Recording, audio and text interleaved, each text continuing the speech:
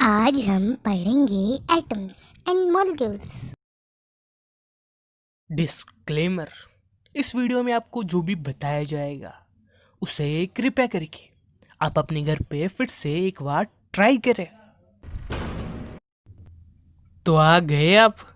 इस एपिसोड में हम सबसे पहले ये जानेंगे कि कैसे हम केमिकल फॉर्मूला बना सकते हैं एक कंपाउंड का।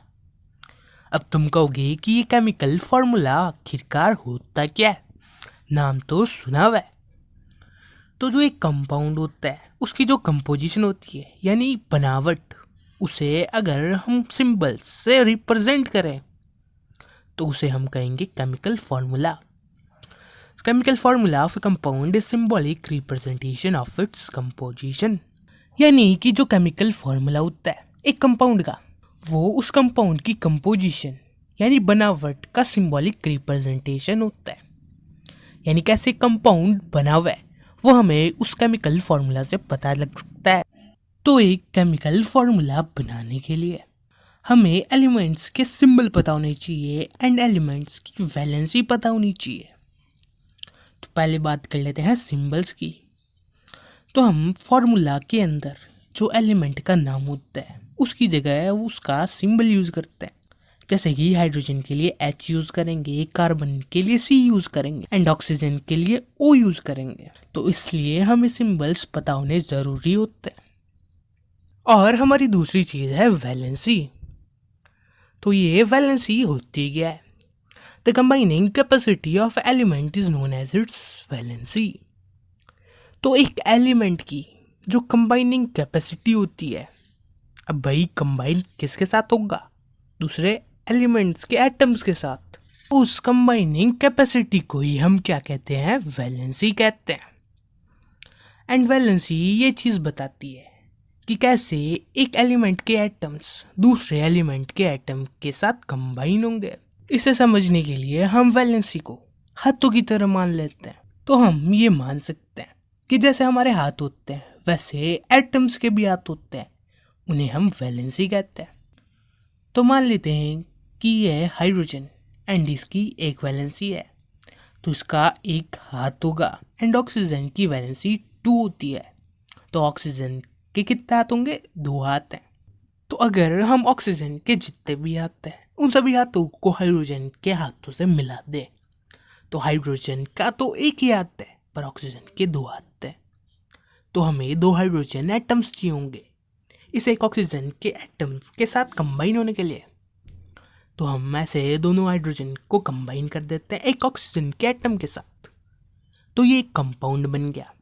हमें ये कैसे पता चला कि एक ऑक्सीजन के साथ 2 हाइड्रोजन कंबाइन होंगे? ये हमें ऑक्सीजन के हाथों से पता चला। एंड यहाँ पे हाथ क्या है? वैलेंसी है। तो वैलेंसी से हमें ये पता चलता है कि कैसे एक एटम दूसरे एटम के साथ कंबाइन होगा। तो ये हो गई वैलेंसी। एंड जो ये वैलेंसी है वो भी हर एक एटम की हमें पता होनी चाहिए। इसकी वजह से ही तो हम उनके केमिकल फॉर्मूला बना पाएंगे। तो ये तुम्हारे सामने एक टेबल आ रही है, इसके अंदर कुछ एलिमेंट्स की वैलेंसी है एंड उनके सिंबल्स है। तो तुम इसे एक बार लिख लो। केमिकल फॉर्मूला बनाने के कुछ रूल्स होते हैं। तो जो कैटाइन होती है या जो मेटल होता है उसे हम हमेशा पहले लिखते हैं। एंड जो एनाइन होती है या नॉन मेटल वो हम बाद में लिखते हैं। तो कैटाइन पॉजिटिवली चार्ज स्पीसीज है एंड जो एनाइंस होते हैं वो नेगेटिवली चार्ज स्पीसीज होती हैं।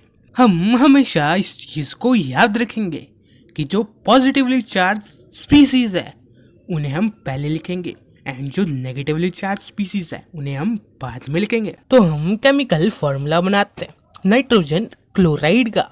तो इसके अंदर नाइट्रोजन एंड क्लोरीन के एटम्स है, तो हम नाइट्रोजन एंड क्लोरीन के सिंबल्स ऐसे ऊपर लिख देते हैं एंड उसके नीचे उनकी वैलेंसी लिख देते हैं। तो नाइट्रोजन की वैलेंसी होती है +3 एंड क्लोरीन की -1। तो जो ये क्लोरीन की वैलेंसी है उसे हम ऐसे एक एरो बनाएंगे जो नाइट्रोजन की तरफ जाएगा एंड +3 से भी एक एरो बनाएंगे जो क्लोरीन के सिंबल तक जाएगा। अब हम इसका फॉर्मूला लिखते हैं। तो N के साथ हम 1 को लिख देंगे, यानी Na उसके बाद में 1, ये क्लोरीन के नीचे वाला 1 एंड जो Cl है उसके बाद में इस 3 को लिख देंगे, तो ये बन जाएगा N1Cl3। अगर हम इसे सिंपली ऐसे लिख दें NCl3, इनका कोई मतलब तो है ही नहीं, तो ये इसका फॉर्मूला बन गया। और तुम इस चीज का ध्यान देना कि जो ये प्लस एंड माइनस के साइंस है, ये सिर्फ इतना बता रहे हैं कि ये पॉजिटिवली चार्ज चीज है एंड ये नेगेटिवली चार्ज चीज है। इन प्लस माइनस का फॉर्मूला के अंदर कोई भी यूज नहीं होता। तो हमारे नाइट्रोजन क्लोराइड का फॉर्मूला बन गया NCl3, ये इसका फॉर्मूला बन गया।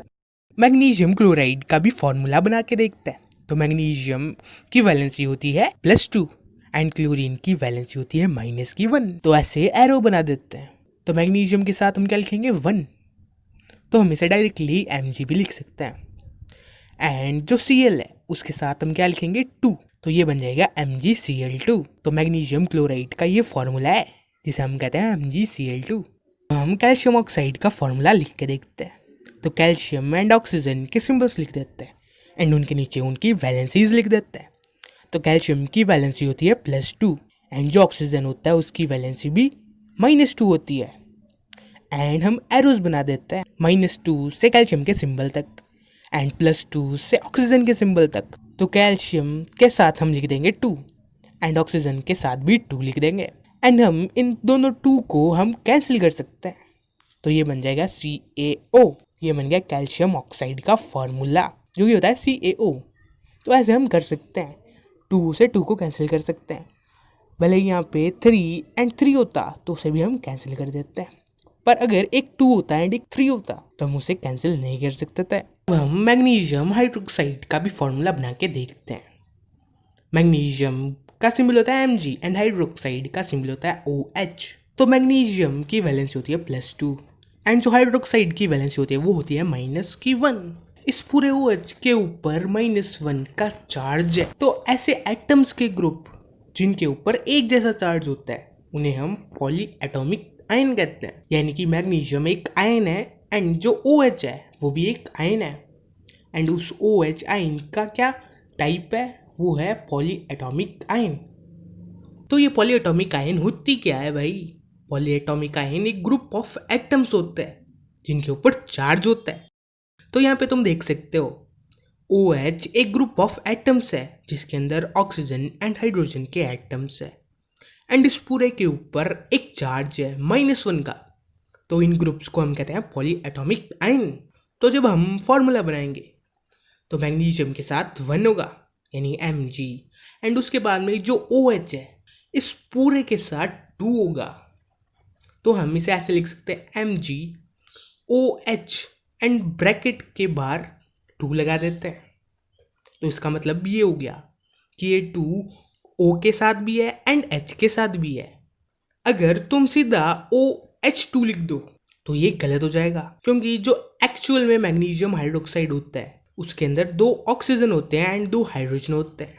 पर अगर हम MgOH2 लिख दे सीधा तो ये बता रहा है कि इसके अंदर एक ऑक्सीजन है एंड 2 हाइड्रोजन है, पर ये तो गलत हो गया ना। तो इसलिए हम ब्रैकेट लगाते हैं ऐसे पॉली एटॉमिक आयन के लिए। तो ये हो गया मैग्नीशियम हाइड्रोक्साइड का फॉर्मूला MgOH होल ट्वाइस। इसे हम पढ़ेंगे होल ट्वाइस। अब एक और फॉर्मूला बनाते हैं सोडियम कार्बोनेट का। तो सोडियम एंड कार्बोनेट के हम सिंबल्स लिख लेते हैं। सोडियम का सिंबल होता है Na एंड कार्बोनेट का होता है CO3। तो फिर से ये कार्बोनेट क्या है? पॉली एटॉमिक आयन, क्योंकि ये ग्रुप ऑफ एटम है जिनके ऊपर एक चार्ज है जो कि है -2। तो Na के साथ 2 लिखा जाएगा, तो Na2 एंड CO3 के पास बन जाएगा। तो ये बन जाएगा Na2 ब्रैकेट के अंदर CO3 एंड बाहर 1। तो हम इसे डायरेक्टली Na2CO3 भी लिख सकते हैं। अब एक और फॉर्मूला बना के देखते हैं क्यूपरिक सल्फेट का। तो Cu एंड SO4 इनके सिंबल्स है। सल्फेट फिर से एक पॉलीएटॉमिक आयन है। तो कॉपर की वैलेंसी होती है +2 एंड जो सल्फेट है उसकी -2 वैलेंसी होती है। तो हम इसे ऐसे लिखेंगे Cu के साथ 2 एंड SO4 के ब्रैकेट के बाहर 2 यानी Cu2SO4 होल ट्वाइस। तो इस 2 से ये 2 कैंसिल हो जाएगा एंड ये हमारे पास क्या आएगा CuSO4। बस तुम्हें ये एक चीज़ ध्यान देनी है कि जो ये पॉलीएटॉमिक आयन होते हैं यानी 2 अलग अलग एटम्स के ऊपर एक चार्ज होता है, तो उनके लिए हम ब्रैकेट्स का यूज करते हैं। अब मैंने तो तुम्हें इतने सारे एग्जाम्पल्स करा दिए, अब तुम जितनी ज्यादा प्रैक्टिस करोगे उतना ही तुम्हारे लिए अच्छा है। तो कहीं से भी इन्हें उठा लेना एंड शुरू हो जाना, जिससे तुम इन्हें बहुत अच्छे से कर सकोगे। एंड कुछ प्रॉब्लम आए तो नीचे कमेंट कर देना। तो मिलते हैं अगले एपिसोड में, तो जल्दी आ जाना।